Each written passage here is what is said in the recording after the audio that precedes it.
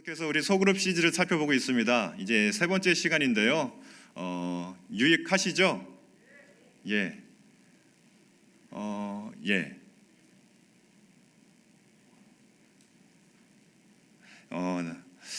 굉장히 유익한 시간인 것 같습니다. 매 시간마다 정말 큰 은혜가 임하고 있는데요. 오늘은 세 번째 시간으로 목자 리더십에 대하여서 함께 살펴보고자 합니다. 우리가 첫 번째 시간 또 두 번째 시간을 통하여서 살펴보았는데요. 우리 각 교회들마다 소그룹이 다 있습니다.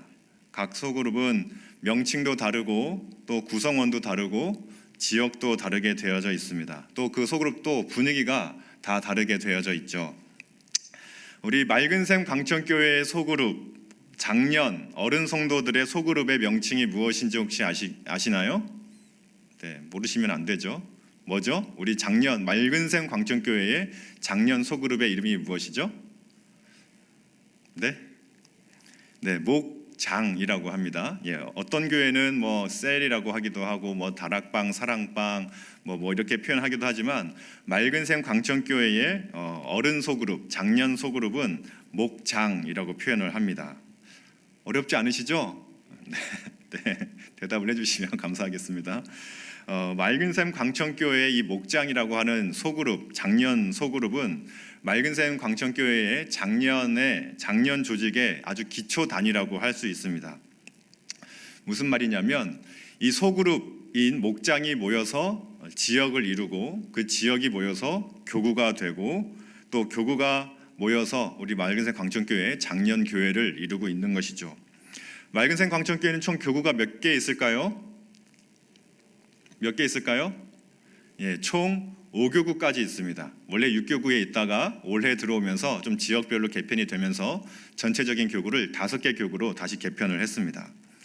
각 교구에는 적게는 4개의 지역부터 해서 대략 한 7개 정도의 지역까지 교구마다 조금씩 차이는 있지만 그렇게 또 지역이 묶여져 있고요.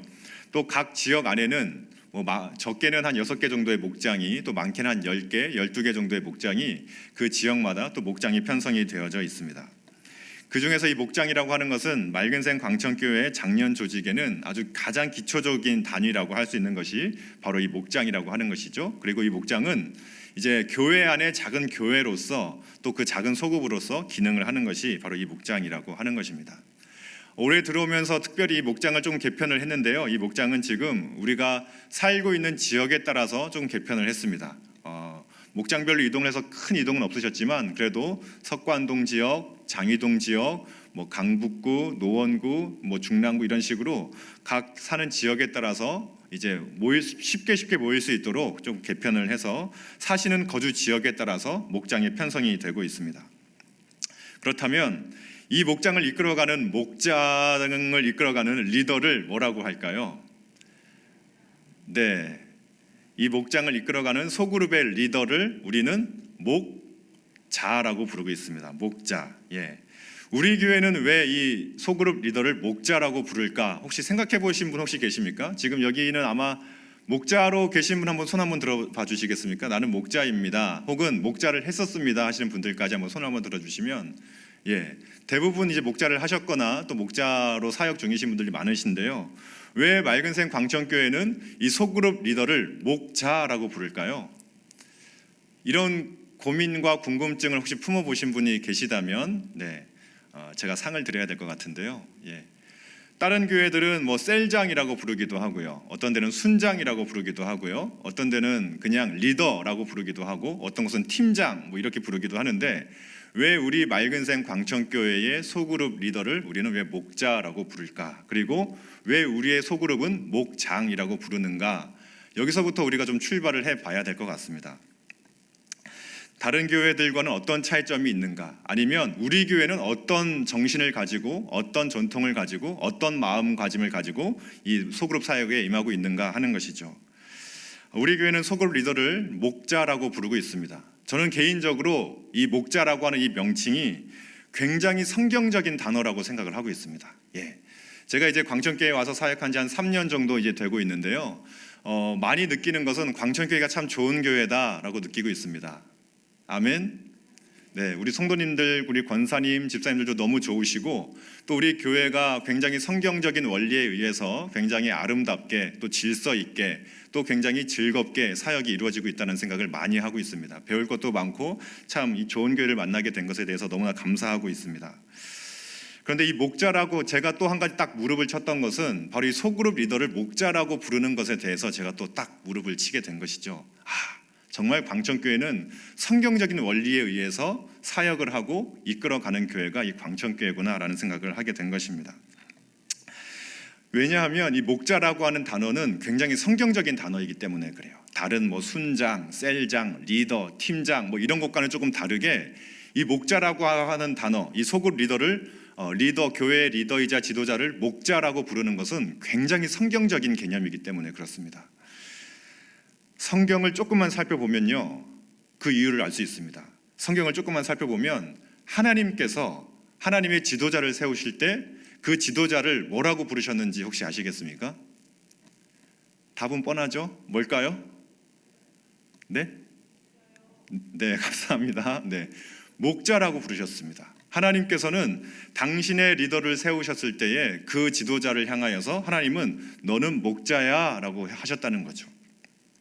하나님께서는 수많은 역사 가운데에 수많은 리더들을 세우셨고 또 이제는 교회 시대에 이르러서 교회의 지도자를 세우실 때에 구약과 신약의 아주 일관성 있게 하나님께서 부르시는 명칭은 목자라고 하는 명칭이라는 것입니다. 하나님께서는 항상 당신의 지도자를 세우실 때 목자라고 임명하시고 목자라고 부르셨으며 내 양을 치라, 너의 양을 먹이라, 너의 양떼를 보살피라 라고 말씀하셨던 것이죠. 너의 마음을 소떼와 양떼에 두라 라고 하나님께서는 말씀을 하셨다는 것입니다.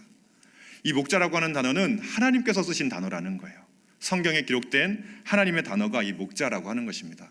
그러니까 여러분 혹시 이 가운데 목자 여러분들이 계시다면 이 목자라는 이 명칭에 대하여서 여러분에게 주어진 목자라고 하는 이 직분에 대하여서 결코 하찮게 여기시면 될까요? 안 될까요? 절대 안 됩니다. 하나님께서 과거의 지도자를 세우실 때도 목자라고 부르셨고 교회의 지도자를 세우실 때도 목자라고 부르셨고 이제는 여러분들을 목자라고 부르고 계시다면 그 목자라고 하는 명칭과 그 직분은 정말 무겁고 또 명예로운 것이며 아주 영예로운 직분이 이 목자라고 하는 것입니다.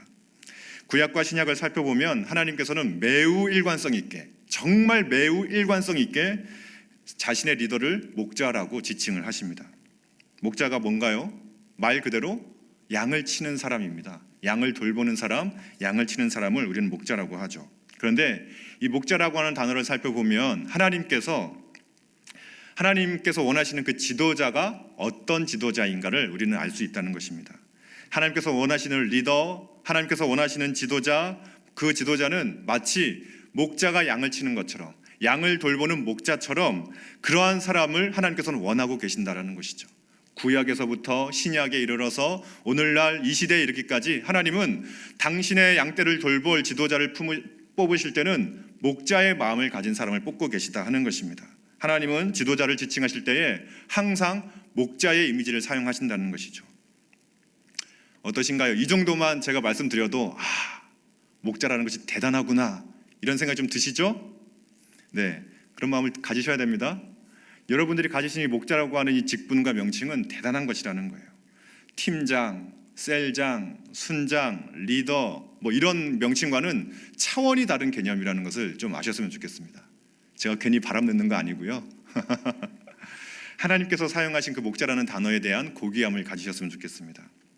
조금만 더 살펴보길 원하는데요. 그렇다면 성경에서는 이 목자라고 하는 단어를 어떻게 사용했는가를 좀 살펴보면 우리가 어떻게 사역해야 되는가, 나는 누구인가, 나는 어떤 목자가 되어야 하는가를 우리가 좀 알 수 있을 거라고 생각을 합니다.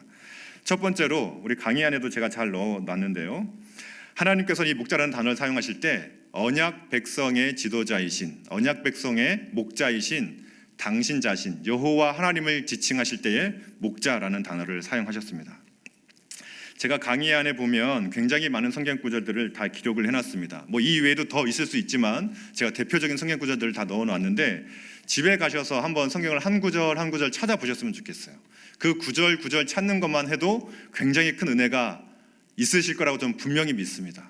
한 구절을 찾아보시되 지금은 딱 한 구절만 찾아볼 건데요. 성경을 찾아보겠습니다. 제가 일부러 자막을 준비 안 했고 여러분들이 한번 성경에 한번 밑줄 한번 그어 놓으시고 목자 사역하실 때마다 늘 이렇게 애송하셨으면 좋겠거든요. 한번 이번에 볼 구절은 에스겔 말씀을 한번 보겠습니다. 에스겔 34장 11절에서 15절 말씀인데요. 우리 성경책 있으시면 한번 찾아보시면 좋을 것 같습니다. 없으시면 뭐 휴대폰이나 이렇게 한번 찾아보시면 좋을 것 같고요. 에스겔 34장 11절에서 15절 말씀이고 혹시 펜 같은 게 있으시면 표시를 해놓으시면 너무 좋으실 것 같습니다. 에스겔 34장 11절에서 15절 말씀입니다. 다 찾으셨나요? 시간을 조금 더 드릴까요? 에스겔 34장 11절에서 15절 말씀인데 우리 한 목소리로 합독하여 또박또박 조금 큰 목소리로 또박또박 읽도록 하겠습니다. 함께 읽겠습니다. 주 여호와께서 이같이 말씀하셨느니라. 나 곧 내가 내 양을 찾고 찾되 목자가 양 가운데에 있는 날에 양이 흩어졌으면 그 때를 찾는 것 같이 내가 내 양을 찾아서 흐리고 캄캄한 날에 그 흩어진 모든 곳에서 그것들을 건져낼지라. 내가 그것들을 만민 가운데에서 끌어내며 여러 백성 가운데에서 모아 그 본토로 데리고 가서 이스라엘 산 위에와 시냇가에와 그 땅 모든 거주지에서 먹이되 좋은 꼴을 먹이고 그 우리를 이스라엘 높은 산에 두리니 그것들이 그곳에 있는 좋은 우리에 누워 있으며 이스라엘 산에서 살진 꼴을 먹으리라. 내가 친히 내 양의 목자가 되어 그것들을 누워 있게 할지라. 주 여호와의 말씀이니라. 아멘. 한번 이 구절 한번 표시해 놓으시면 좋겠습니다. 하나님께서 뭐라고 말씀하시나요? 하나님께서 이스라엘의 목자라고 말씀하고 계신 것이죠. 우리 여호와 하나님께서 친히 이스라엘의 목자다라고 말씀을 하고 있는 것입니다. 특별히 언약 백성된 당신의 자녀이자 백성된 그 백성들의 목자라고 하는 것입니다. 만약에 양떼들이 있을 때 목자가 있으면 그 양떼는 이리저리 흩어졌더라도 다시금 그 목자가 그 양떼를 찾아내고 다시금 정돈을 시키는 것처럼 우리 하나님께서는 그 이스라엘 백성들이 때로는 이방 열강에 흩어지게 되고 빼앗기게 될지라도 내가 반드시 내 백성 이스라엘은 내가 지켜내고 보호하겠다라고 하는 하나님의 결의에 찬 다짐이 여기에 기록되어져 있는 것이죠. 12절 말씀 제가 읽어드리겠습니다. 목자가 양 가운데에 있는 날에 양이 흩어졌으면 그 때를 찾는 것 같이 내가 내 양을 찾아서 흐리고 캄캄한 날에 그 흩어진 모든 곳에서 그들을 건져낼지라. 아멘. 이 하나님의 약속인 것이죠. 이스라엘 백성들은 어떤 곳에 있든지 내가 반드시 찾아낼 것이다 라고 말씀을 하고 있는 것입니다. 또한 그 목자는 자신의 양떼를 보호하고 먹이겠다라고 말씀하고 있습니다. 14절 말씀 우리 함께 같이 한번 합독하여 읽도록 하겠습니다. 14절입니다. 함께 읽겠습니다. 좋은 꼴을 먹이고 그 우리를 이스라엘 높은 산에 두리니 그것들이 그곳에 있는 좋은 우리에 누워 있으며 이스라엘 산에서 살진 꼴을 먹으리라. 아멘.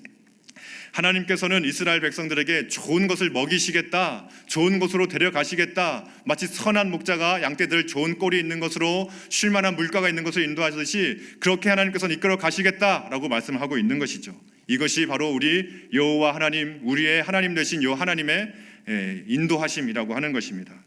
목자의 보호하심과 인도하심과 먹이심으로 인하여서 자신의 안전이 확보된 그 양은 그때에 비로소 누워있게 되는 것이죠. 우리 하나님께서는 그 내 양을 누워있도록 하시겠다라고 말씀하십니다. 15절 말씀도 함께 같이 한번 읽어보겠습니다. 함께 읽겠습니다. 내가 친히 내 양의 목자가 되어 그것들을 누워있게 할지라. 주 여호와의 말씀이니라. 할렐루야. 하나님께서는 자신의 양떼에게 확실한 안전과 보호와 안위와 평안을 주시겠다라고 말씀하고 있는 것이죠. 이것이 바로 목자이신 하나님이 우리들에게 해주시는 놀라운 일이라고 하는 것입니다. 하나님은 자기의 백성된 이스라엘은 어떠한 일이 있어도 반드시 지켜내시고야만은 목자라고 하는 것이죠. 비록 이스라엘이 때로는 죄악으로, 때로는 나태함으로, 때로는 여러 가지 이유로 주변 열강들로 말미암아 고난과 시련과 역경에 정말 캄캄한 사망의 음침한 골짜기 같은 그러한 역경의 시간을 보낼지라도 우리 목자이신 하나님은 반드시 하나님의 자녀인 하나님의 백성인 그 이스라엘 백성들을 반드시 구원하시며 찾아내시며 보호하시며 먹이시고 인도하시겠다라고 약속하고 계신 것입니다. 그것이 목자이신 우리 하나님이 우리들에게 베풀어 주시는 놀라운 역사인 것이죠. 이 사실 반드시 믿으시기를 바랍니다. 우리의 하나님은 선한 목자라는 거예요. 하나님께서는 목자 되셔서 마치 제 갈 길로 가는 양떼 같은 우리들에게 보호와 안전과 먹이와 물과 놀라운 인도하심을 허락해 주시는 분이 바로 우리 하나님이시라는 것입니다.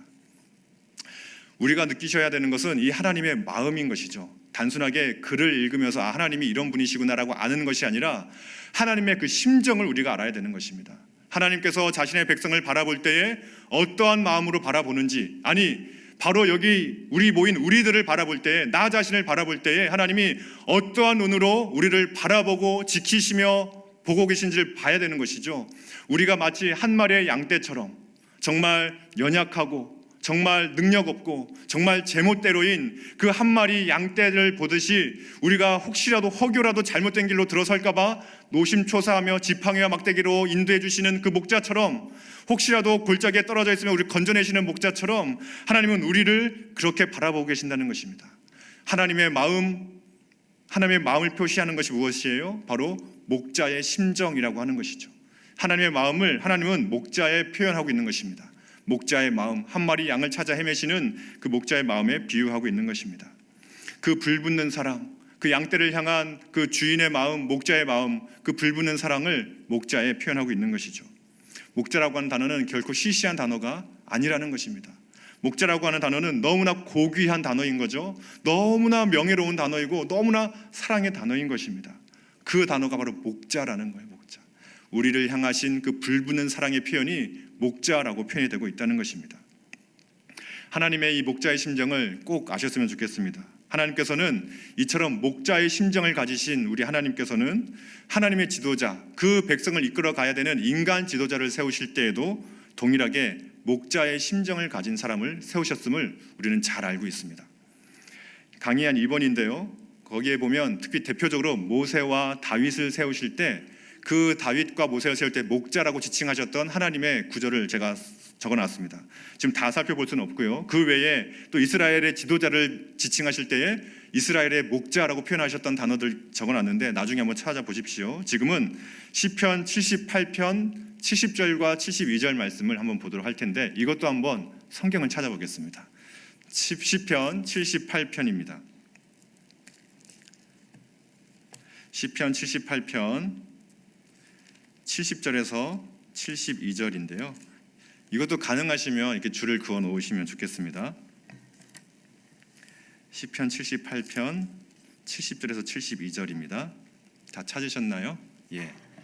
오랜만에 성경 찾으시니까 힘드시죠? 네.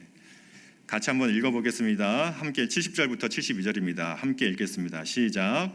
또 그의 종 다윗을 택하시되 양의 우리에서 취하시며 젖 양을 지키는 중에서 그를 이끌어내사 그의 백성인 야곱 그의 소유인 이스라엘을 기르게 하셨더니 이에 그가 그들을 자기 마음의 완전함으로 기르고 그의 손에 능숙함으로 그들을 지도하였도다. 아멘. 하나님께서는 그 다윗을 이스라엘 왕으로 뽑으시고 택하셨는데 어디에 있었을 때 뽑았다고 말씀하십니까? 양의 우리에서 취하였다라고 말씀하고 있는 것이죠. 양떼들과 함께 들판에서 밤이슬을 맞으며 그 양을 지키고 있는 그 다윗을 하나님은 이스라엘의 목자로 취하시고 택하시고 뽑으셨다라고 말씀하고 있는 것입니다. 또한 젖 양을 지키는 중에 그를 이끌어내었다라고 말씀하고 있는 거예요. 한 마리 한 마리 양들을 정성껏 보살피고 있던 그 다윗, 목자의 심정을 가지고 한 마리 한 마리 양을 잘 돌보던 그 목자인 다윗을 택하신 것이죠. 왜요? 하나님께서 이스라엘 바라볼 때에 그 목자의 심정으로 이스라엘 바라보고 있는데, 그 하나님의 마음을 대변하여 정말 하나님의 마음을 구현할 수 있는 목자의 심정을 가진 지도자가 누구라는 것입니까? 바로 다윗이라는 것이죠. 그 전 양 한 마리를 위하여 노심초사 애지중지하던 그 목자의 심정을 가진 다윗이야말로 이스라엘 왕의 적격자다라고 판단하신 것이죠. 양의 우리에서 밤이슬을 맞으며 그 냄새나는 곳에서 잠을 자던 그 다윗을 뽑으셔서 이스라엘 백성이라고 하는 그 큰 양떼를 맡겨주신 것입니다. 그것이 바로 하나님의 목자의 심정인 것이고 다윗이 또한 품었던 목자의 심정이었던 것이죠. 모세도 마찬가지입니다. 하나님께서는 모세를 취하실 때 어디서 택하셨습니까?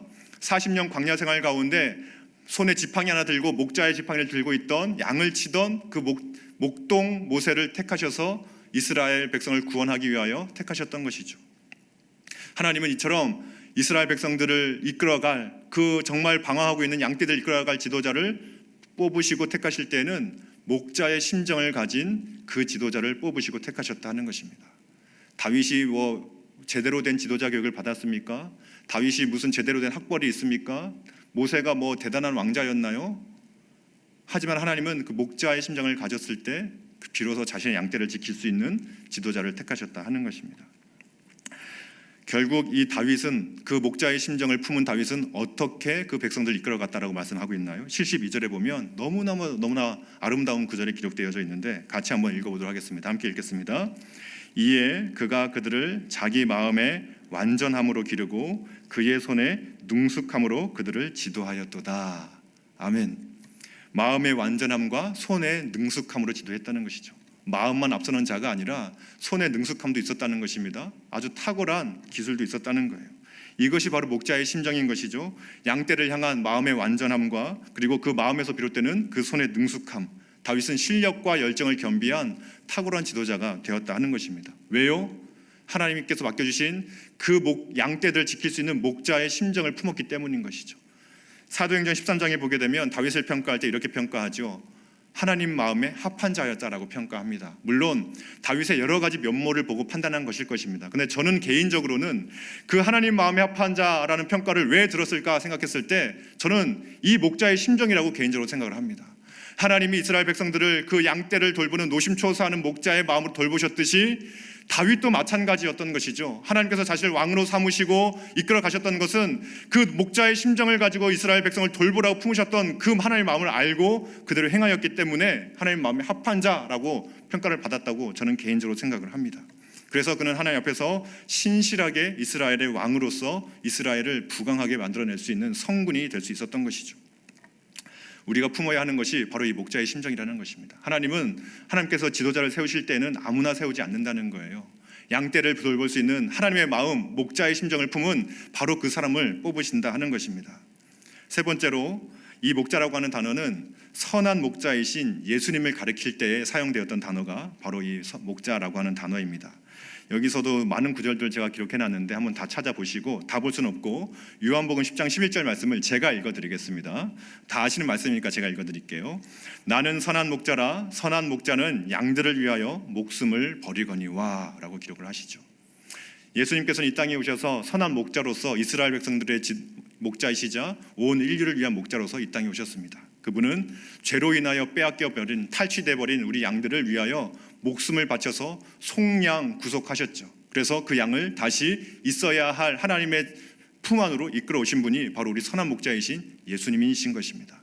하나님이신 예수님도 동일하게 목자의 심정을 가지고 이 땅에 오셔서 구원 사역을 펼쳐 나가셨던 것이죠.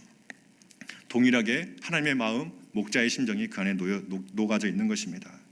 이후에 그 예수님의 가르침을 받았던 수많은 사도들과 그 사도의 가르침을 뒤이어 교회의 지도자가 되었던 수많은 교회의 지도자들 역시 성경은 목자다라고 가르치고 있습니다. 사도행전 20장 28절 말씀만 제가 한번 오늘가 읽었던 본문 말씀이기도 한데요. 많은 구절들이 있지만 제가 한번 읽어드리겠습니다. 여러분은 자신을 위하여 또는 온 양떼를 위하여 삼가라. 성령이 그들 가운데 여러분을 감독자로 삼고 하나님이 자기 피로 사신 교회를 보살피게 하셨느니라. 아멘. 사도 바울이 에베소에서 이제 마지막 고별 설교를 할 때의 장면입니다. 자신은 예루살렘으로 가서 이제 죽을지도 모르는 절체절명의 위기 가운데 마지막 고별 설교를 하고 있는 장면인데요. 그때 그 에베소 교회의 지도자들인 장로들에게 부탁하는 말입니다. 그 지도자들인 장로들에게 뭐라고 말씀하고 있죠?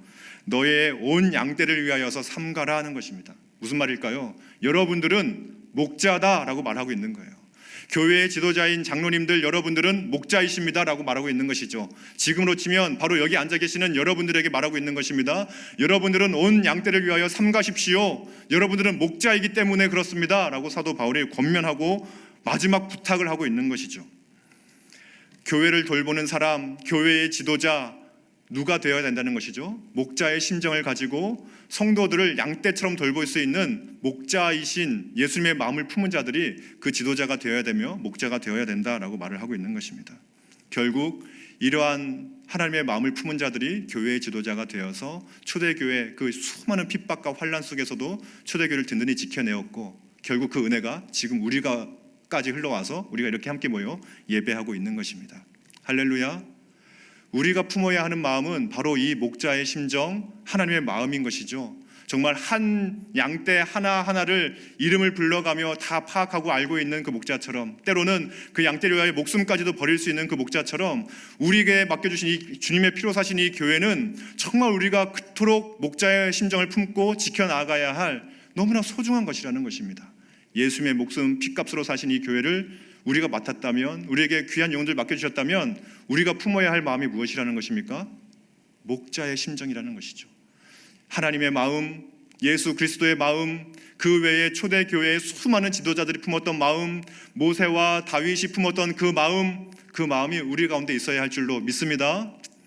우리가 기도해야 될 제목은, 하나님 나에게 목자의 심정을 허락하여 주십시오 라고 기도해야 되는 거예요.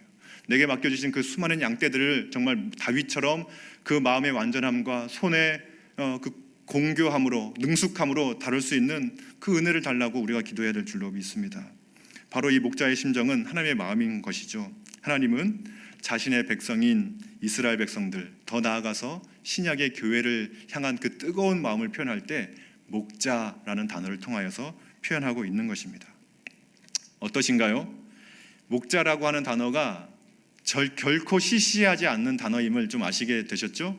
정말 이 목자라고 하는 단어는 정말 너무나 놀라운 단어이고 대단한 단어인 것입니다. 하나님의 구속사 가운데에 하나님의 마음을 가장 잘 대변하는 것이 바로 이 목자라는 것이죠. 목자의 심정이라고 하는 것입니다. 목자의 심정은 곧 인류를 구원하시기 위한 하나님의 마음이며, 또한 교회의 지도자가 품어야 하는 마음이 바로 이 목자의 마음이라고 하는 것입니다.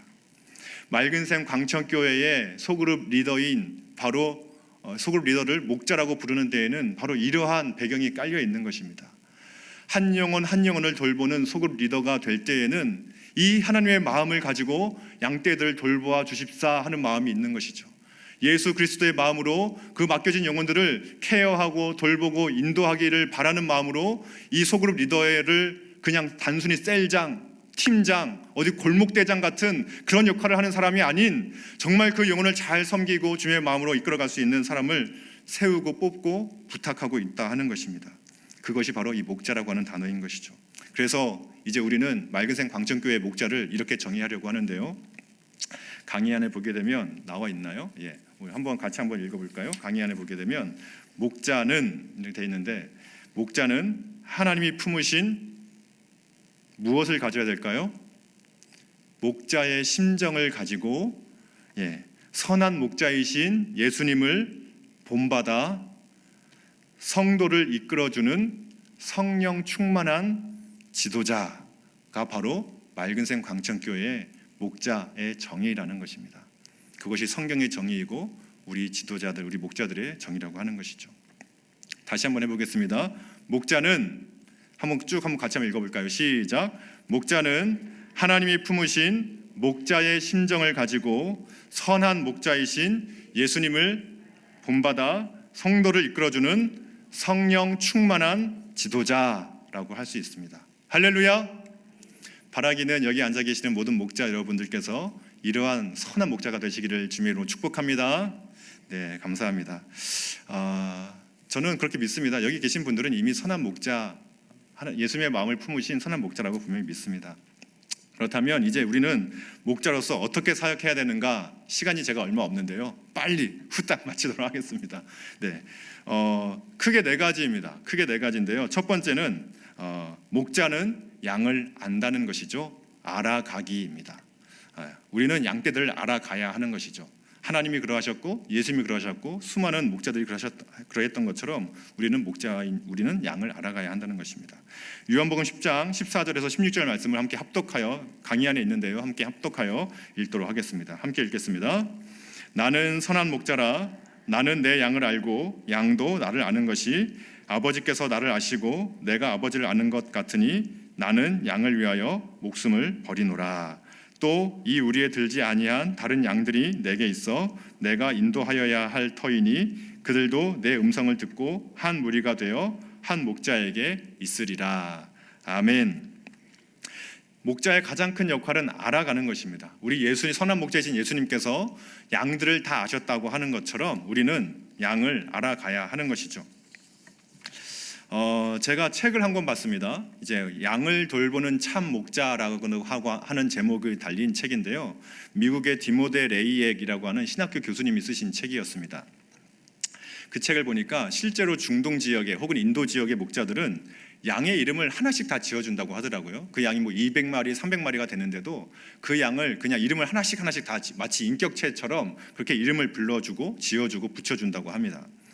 보통 이름을 지을 때는 이제 태어난 특징에 따라서 이름이 붙는 경우도 있다고 해요. 예를 들어서 점이 많으면 점박이, 뭐 누렁이, 보들귀, 뭐 짧은 꼬리, 뭐 이런 이름을 붙여주기도 하고, 또 어떤 양은 태어난 곳에 이름을 붙여주기도 한다고 합니다. 뭐 헤브론, 뭐 난산, 뭐 이런 이름도 있고, 또 당시 목자의 마음도 표현이 되기도 한다고 합니다. 방랑자, 혹은 뭐 그 양의 성격도 표현이 된다고 합니다. 옹고집, 뭐 이런 식으로 양들에게 별명처럼 이름을 다 지어준다고 하고요. 그 다음에 그 목자가 양을 부를 때에는 항상 그 이름을 불러준다고 합니다. 이거는 관찰을 한 결과라고 해요. 그 교수님이 실제로 이제 이 책을 쓰기 위해서 수많은 목동들을 보고 목자들을 보았는데 그 이름을 이렇게 불러준다고 합니다. 어린 양이 젖을 먹으러 나올 때도 이름을 불러주면서 이렇게 이끌어낸다는 거예요. 그리고 어미 양에게 이제 젖을 물리게 할 때도 그 어미 양의 이름을 불러서 어린 양에게 젖을 물릴 수 있도록 한다는 것입니다. 털을 깎을 때에도 이름을 불러서 털을 깎고요. 그 다음에 뭐 먹이를 줄 때에도 마찬가지라고 하는 거예요. 그 레이의 교수님 보기에는 굉장히 난장판이었대요. 풍경이 막 저기서 양이 울고 막 중구난방으로 양들이 왔다 갔다 하고 막 하는데, 그럼에도 불구하고 그 목자인 목동은 그 양들의 이름을 하나씩 다 불러주면서 질서정연하게 하나씩 할 일들을 다 하더라는 것이죠. 마치 자녀를 둘 엄마가 여기저기서 애들이 막 빽빽 울고 난리를 쳐도 빨래를 하고 옷을 입히고 밥을 지어주고 막 애를 혼내고 막 이렇게 다 하듯이 마치 그런 것처럼 그 양들을 하나하나씩 다 돌봐가는데 이름을 하나씩 다 부르더라는 거예요. 자기가 보기에는 너무나 중구난방이고 그 양이 그 양 같고 정말 구분이 안 되는 상황이었지만 그렇게 목자들은 그 양의 이름을 하나씩 다 불러주더라는 것입니다. 그런데 신기한 거는 그렇게 이름을 불러주면 그 양들도 자기의 이름을 안다는 것이죠. 그리고 자기 이름을 불러주는 목자를 인식한다는 것입니다. 그래서 자기 목자의 음성이 들리면 반응을 하고 자기 이름을 부르면 음메 하면서 막 반응하기도 한다는 것입니다. 이것이 바로 양과 목자의 인격적인이라고 하긴 좀 웃기지만 인격적인 관계가 되는 것이죠. 네. 그런 것처럼 오늘 본문의 배경이 바로 그런 것입니다. 예수님께서 내가 내 양을 알고 양도 내 음성을 안다고 하는 것은 바로 그러한 것입니다. 목자는 양을 반드시 알아야 하는 것이죠. 우리 하나님은 우리를 아시죠. 내가 너를 지명하여 불렀다, 내가 너를 택하여 내었다라고 말씀하실 때 수많은 사람들이 있음에도 불구하고 바로 나 한 사람을 그렇게 모든 사람을 사랑하듯이 나 한 사람을 사랑해 주시는 것처럼 우리들도 우리에게 맡겨주신 양떼를 대할 때 알아가야 할 의무가 있다고 하는 것입니다. 그럼 어떻게 알아야 하는가 하는 것입니다. 첫 번째는 우리가 복음을 통하여 알아가야 한다는 것입니다. 요한복음 10장 26절에서 27절 말씀에는 이렇게 기록이 되어 있는데 제가 읽어드리겠습니다. 너희가 내 양이 아니므로 믿지 아니하는도다. 내 양은 내 음성을 들으며 나는 그들을 알며 그들은 나를 따르느니라. 무슨 말일까요? 예수님을 아는 양이 되어야 된다는 것입니다. 예수님의 양인지 아닌지를 우리가 확인해야 된다는 것이죠. 우리가 해야 할 일은 복음을 선포하는 것입니다. 개인적 차원에서 복음을 선포할 수 있습니다. 예수님을 소개하고 복음을 소개할 때 믿고 반응하는지 아니면 거부하고 거절하는지를 우리가 볼 수 있죠. 교회적인 차원에서도 마찬가지이죠. 교회 모든 사역들은 결국 복음 선포가 최우선이라고 하는 것이죠. 주일 강단을 통하여서 공예배 시간을 통하여서 또 여러 가지 훈련과 양육을 통하여서 우리가 가장 먼저 해야 할 일은 우리의 양인지를 확인하는 것입니다. 하나님을 믿고 예수님을 구주로 영접하는 자들인지 아닌지를 늘 점검하고 확인해야 하는 것입니다. 목양을 위해서는 투 트랙이 필요합니다. 첫 번째는 교회적 차원의 공동체적인 차원의 사역이 필요한 것이고, 두 번째는 개인적 차원의 관계적 차원의 사역이 필요한 것이죠. 공동체적 목양과 개인적 차원의 목양입니다. 공동체적 목양이라고 하는 것은 교회적인 차원에서 해야 하는 일들을 이야기하는 것입니다. 목자로 부름받은 우리들은 이 두 가지 사역에 함께 참여해야 되는 것이에요. 하나만 하면 개인적 차원의 사역만 해서는 안 되는 것입니다. 교회적 차원의 일도 우리가 함께 참여하는 것이 목자의 사명이라고 하는 것이죠. 알아가기도 마찬가지입니다. 먼저 복음 선포를 통하여서 그가 하나님의 택하신 양인지 아닌지를 우리는 계속적으로 점검해야 됩니다. 그때는 우리가 알 수 없기 때문에 지금 당장 받아들이지 않았다고 해서 거절하고 거부할 필요가 없는 것이고, 꾸준하게 계속해서 복음을 전파하고 전도해야 하는 것이죠. 때가 되면 하나님께서 그 마음문을 여시고 이끌어 주시기 때문에 그렇습니다. 새가족 교육을 통하여서, 또 교회적으로는 새가족 교육을 통하여서 복음을 제시하고 그 믿음에 거할 수 있도록 분명한 교리를 제시해 주는 것이 필요한 것이 바로 이 알아가기의 차원이라고 하는 것이죠. 하나님의 양을 우리가 알아갈 필요가 있다고 하는 것입니다. 혹시 저는 분명히 그렇게 생각을 합니다. 교회 내에 수많은 성도들이 와서 함께 예배를 드리지만 이 회중들 가운데에는 예수님을 믿지 않는 사람들도 있을 수 있습니다. 교회 내에 불신자가 있을 수 있다는 것이죠. 그래서 우리는 매 예배 시간과 매 모임을 통하여서 계속적으로 복음을 선포할 필요가 있는 것입니다. 그렇게 했을 때 하나님의 양이 부름을 받고 나온다 하는 것입니다. 그래서 가장 우선은 복음을 전하는 일이 가장 우선이라고 하는 것이죠. 그리고 두 번째는 우리는 계속해서 개인적인 차원, 교회가 할 일 외에 이제 우리 목자로서 해야 할 일은 우리에게 주어진 목원들을 계속해서 관심을 가지고 알아가는 것입니다. 그래서 주 1회 정도는 반드시 우리가 신방을 해야 됩니다. 일주일에 한 번 정도 늘 관계를 맺으면서 신방을 하시고, 혹시라도 교회에 나오지 않았을 때는 반드시 신방을 하여서 우리가 그 양떼들에 대한 관심을 가져야 하는 것이죠. 특별히 매주일 그렇게 통화를 하면서 기도 제목들이 있으면 수시로 업데이트해야 되는 것입니다. 기도가 응답되었는지 안 되었는지도 모르는 채 그렇게 넘어갈 것이 아니라 매주일 계속 기도 제목을 업데이트하는 과정을 통하여서 그 영혼의 상태와 그 영혼의 마음을 알아가야 하는 것이 우리가 해야 할 일입니다.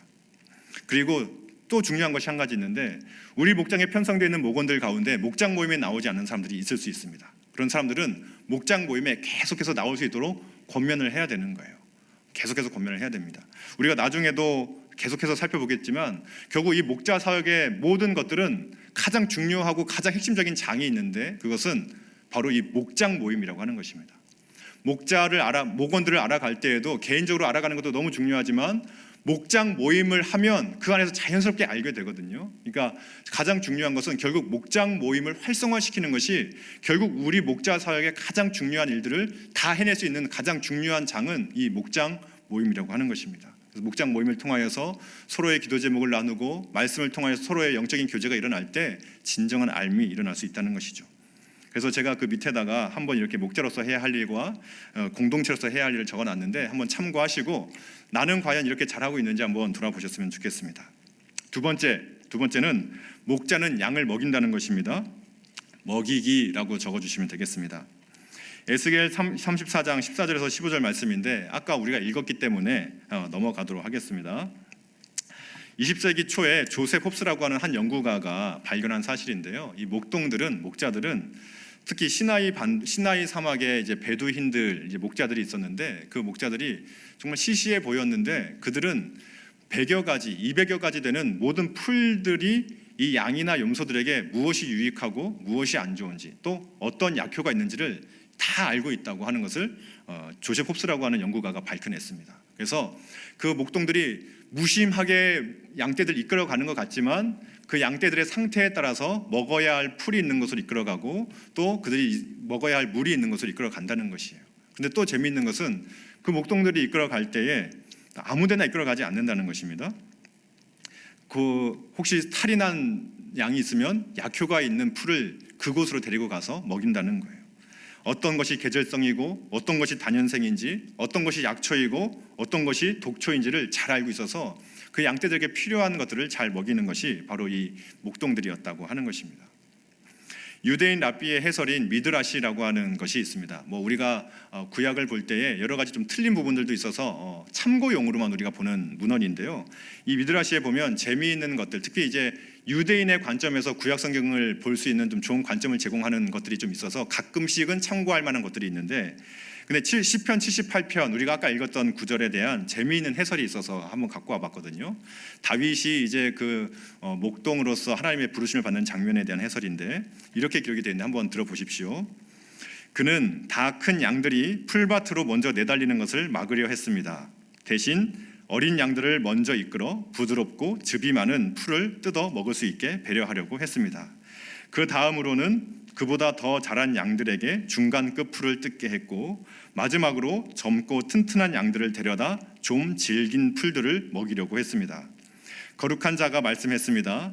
양들을 그들의 필요에 따라 먹일 줄 아는 그는 내 백성을 목양하라. 이 다윗에 대한 해설의 미드라시 해설입니다. 재미있으시죠? 예, 다윗이 양떼를 돌볼 때에 어린 양이 먹어야 할 풀과 또 힘이 센 양들이 먹어야 할 풀, 그리고 아주 건장한 양들이 질긴 풀을 먹도록 이끌었다는 것이죠. 그래서 그 모습을 보시고 하나님이 내 백성 이스라엘을 목양하라라고 했다고 해설을 달아놓고 있는 것입니다. 이처럼 목자는 이러한 마음을 가지고 먹일 줄 알아야 된다는 것입니다. 이것이 바로 목자의 사명이라는 것이에요. 목자로 부름받은 우리들도 이렇게 해야 한다 하는 것입니다. 먹이기라고 하는 이 귀한 사역도 교회 차원에서 해야 할 일이 있고 또 우리 목자 개인적인 차원에서 해야 할 일이 또 있습니다. 교회 차원에서 해야 할 일은 무엇일까요? 공적 예배, 주일 예배와 수요, 금요, 새벽기도, 설교를 통하여서 말씀의 꼴을 먹이는 것입니다. 특별히 담임 목사님께서 매주 주일 말씀을 통하여서 모든 성도들에게 꼭 알맞는 꼴을 매주 먹이시고 계시는데 이 일들을 우리가 해 나가는 것이죠. 그리고 체계적인 훈련과 양육이 구비되어 있어야 하는 것이죠. 그 목자의 그 양떼들의 수준에 따라서 마치 다윗이 어린 풀과 질긴 풀, 다 큰 풀을 이렇게 먹였던 것처럼, 그런 것처럼 우리 교회도 그런 시스템을 완비해야 한다는 것입니다. 그리고 세례와 말씀, 성례를 통하여서 그에게 영적인 꼴을 또 먹여야 할 필요가 있는 것이 교회의 사역이라고 하는 것이죠. 맑은샘 광천교회는 좋은 교회일까요? 나쁜 교회일까요? 굉장히 좋은 교회입니다. 매 주일 또 주중 예배를 통하여서 또 체계적인 훈련과 양육 시스템이 아주 잘 갖춰져 있죠. 그리고 세례와 성찬을 통하여서 영혼의 양식 또한 잘 제공을 하고 있는 것이 맑은샘 광천교회입니다. 그렇다면 목자로서 해야 할 일은 무엇일까요? 목자로서 해야 할 일은 목자가 말씀을 전하는 것입니다. 여러분들은 작은 목장의 목회자가 되셨어요. 그렇다면 목장 모임을 늘 꾸준히 하셔야 되는 것입니다. 그 목장 모임을 통하여 말씀의 꼴이 흘러가도록 해주셔야 되는 거예요. 올해부터 담임 목사님께서 이제 소그룹을 강화하시기 위하여서 목장 교재를 새롭게 만드셨습니다. 그 목장 교재, 그전에는 주일 설교에 해당되는 내용을 이제 한 장 프린트로 해서 나눠드렸는데 이제는 그렇게 안 나갑니다. 담임 목사님께서 특별히 이전에 하셨던 우리 교회 핵심 가치라든지 여러 가지 하셨던 설교 시리즈를 가지고 교재를 만들었습니다. 여러분들이 준비하시지 않으면 소그룹 모임을 인도하실 수 있을까요? 없을까요? 네, 삼가 조율을 표해 드립니다. 예, 앞으로는 공부하시지 않고 준비하지 않으시면 목장 모임이 안 되실 거예요. 정말 열심히 준비하셔야 됩니다. 무슨 말입니까? 대신 그만큼 여러분이 이끌어가는 목장 내에서 여러분들의 영적인 권위는 거의 목사님급의 권위를 가지시게 되는 거예요. 그만큼 여러분들이 이제 중요한 일을 하시는 것입니다. 여러분이 직접 말씀을 먹이시는 거죠. 그러니까 올 한 해는 정말 여러분들이 목자로서 내가 반드시 말씀의 꼴을 먹이겠다는 다짐을 하셔야 되는 거예요. 매 주일 수요일마다 여기 모이는 목자반을 통하여서 담임 목사님을 통하여서 내가 먼저 먹고 그 먹은 꼴을 이제는 누구한테 주는 겁니까? 우리 목원들에게 흘려보내주는 역할을 하셔야 되는 거죠. 할렐루야. 네, 꼭 반드시 잘해주시기를 간절히 바랍니다. 그리고 또한 우리가 목원들에게 줄 수 있는 꼴은 성경 통독이라든지 큐티 나눔, 혹은 어떤 목자들은 말씀 카드처럼 이렇게 이미지를 만들어서 늘 매일같이 보내주시는 교구도 있고 전도사님도 계시고 또 목자들도 계시더라고요. 또 자기가 은혜 받은 말씀 혹은 유튜브 설교 방송 같은 걸 또 링크를 보내주기도 하고 이런 것들을 통하여서 이제 먹일 수 있는 것입니다. 또 한 가지 중요한 것은 식사 교제입니다. 이거는 육의 양식이긴 하지만 목자로서 목원들에게 한 번쯤은 꼭 육의 양식도 먹이실 필요가 있습니다. 예, 입이 열려야 마음도 열리고 지갑이 열려야 마음도 열린다는 말이 있듯이 우리 목원들에게 꼭 반드시 식사 대접도 하시면서 그렇게 양떼들을 먹여갈 수 있기를 간절히 바랍니다.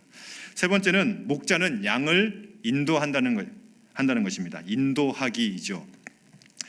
여기 보면 시편 78편 52절 말씀인데요. 함께 같이 한번 읽어보겠습니다. 함께 읽겠습니다. 그가 자기 백성은 양같이 인도하여 내시고 광야에서 양떼같이 지도하셨도다. 아멘. 목자는 양을 인도해야 합니다. 필립 켈러라고 하는 선교사 자녀이신 분이 8년간 목장을 운영하면서 쓴 책이 있습니다. 양과 목자라고 하는 책인데 거기에 보게 되면 이분이 관찰한 결과를 잘 적어 놓았습니다. 이 목자들은 한 곳에서 모든 풀들 다 뜯지 못하게 한다고 합니다. 배가 고픈 양들이 막 풀을 뜯을 때에 적당히 먹으면 이동을 시킨다고 하는 거예요. 운동을 시키는 목적도 있지만 또 중요한 것 중에 하나는 그 풀 다 뜯어 먹으면 거기가 황량해지기 때문에 그 뿌리나 그 줄기는 남겨놓는 것이죠. 그래야 다른 곳을 돌고 왔을 때 또 여기 풀이 자라 있기 때문에 교대로 계속 끊이지 않는 꿀을 제공해주기 위해서는 반드시 그렇게 순환할 필요가 있다고 하는 것입니다. 자신들의 계획적인 전체 일정에 따라서 어느 목자, 어느 초지에 가서 풀을 적당히 먹이고 또 이동해서 다음 초지에서 풀을 먹여야만 그 꼴을 굶어 죽는 일이 없을 수 있도록 할 수 있는 목자의 지혜라고 하는 것이죠. 마찬가지입니다. 목자는 이처럼 양떼들을 때마다 시마다 좋은 곳으로 인도할 수 있는 좋은 가이드가 되어야 하는 것입니다.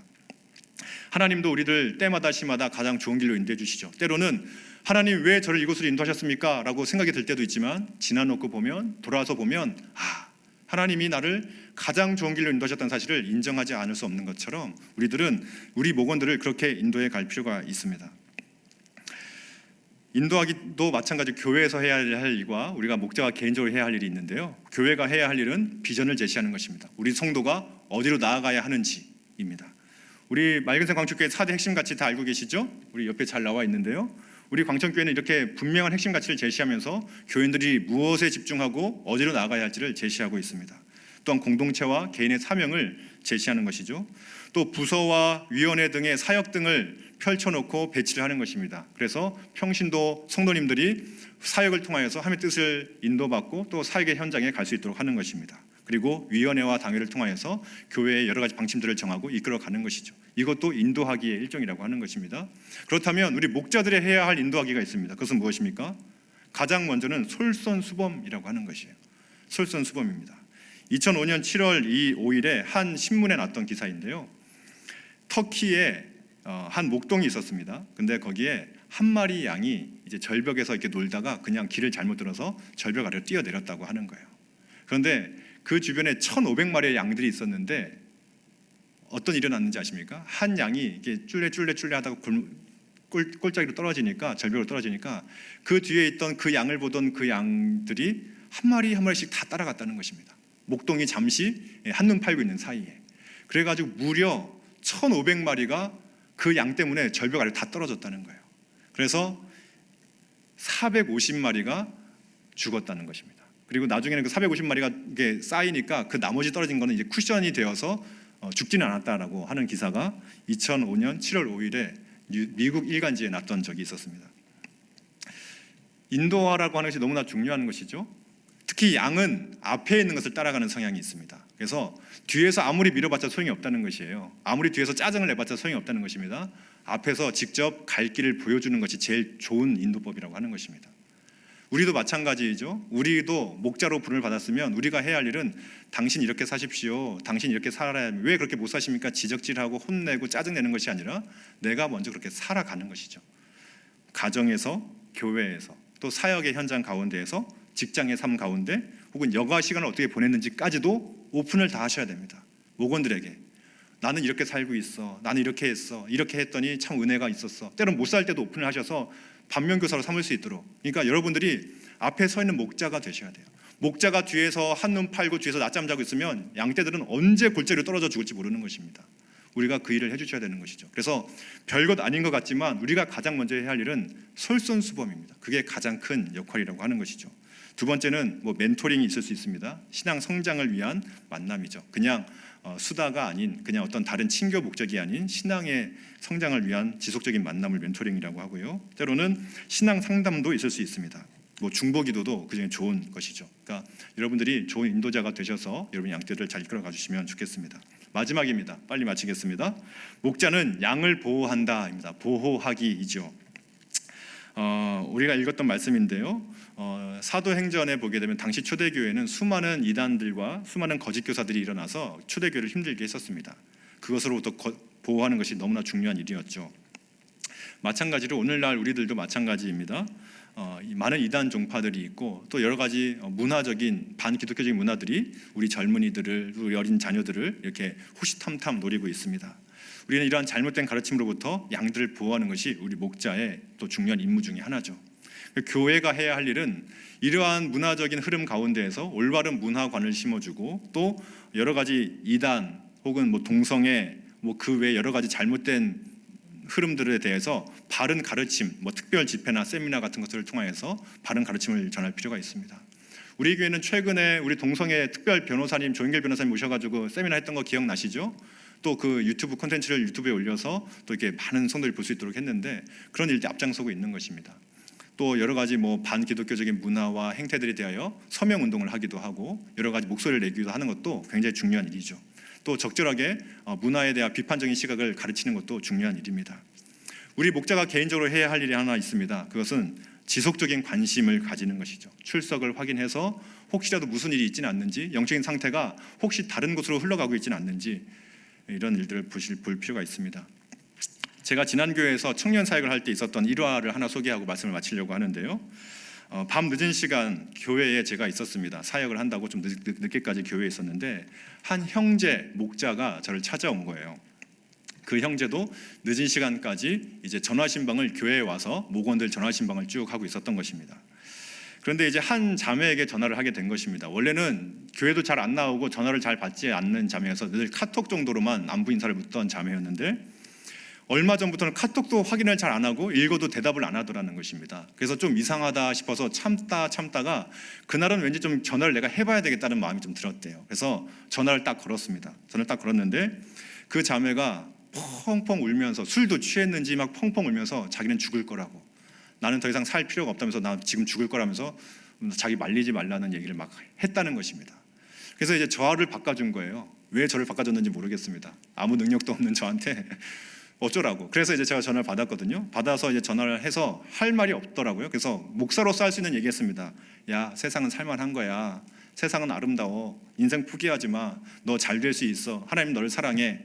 뭐 제가 뭐 진심을 담아서 한다고 했지만 그냥 목사로서 늘 할 수 있는 그런 이야기를 해주고 계속 이야기를 하길래 1시간인가 2시간인가 통화를 했습니다. 그렇게 저도 밤 늦은 시간에. 근데 뭐 그런 느낌 아시나요? 혹시 기 빨린다는 느낌 혹시 아세요? 전화를 하는데 전혀 소통은 안 되고 계속 자기는 죽겠다 그러고 다 필요 없다 그러고 자기는 죽을 거라니 말리지 말라 그러고 1시간 했는데 정말 제가 막 뿌듯해지는 게 아니라 제가 막 죽고 싶은 거예요. 막 그래가지고 기가 쭉 빨리는 느낌이 들었었습니다. 그렇게 하고 결국에는 그 남자 형제가 말려가지고 그냥 끊게 해줘서 제가 그렇게 전화를 끊었었는데 참 힘들다 이런 생각을 하고 다 잊어버렸습니다.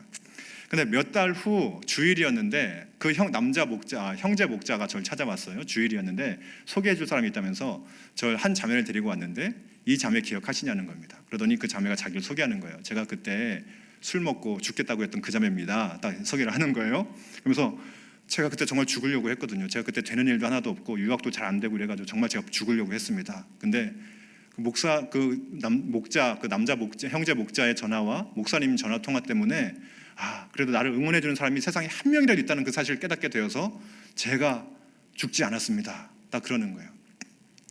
그러면서 이제 자기가 그 이후에 또 열심히 준비를 해서 캐나다 유학길에 오르게 되었다는 것입니다. 그리고는 마지막으로 캐나다 유학을 가기 전에 그때 그 목사님, 내가 너무나 미안하고 너무나 오랜 시간 붙들고 있었던 그 목사님 너무 미안해서 한 번이라도 찾아가서 감사 인사를 드려야 되겠다라고 해서 찾아온 거예요.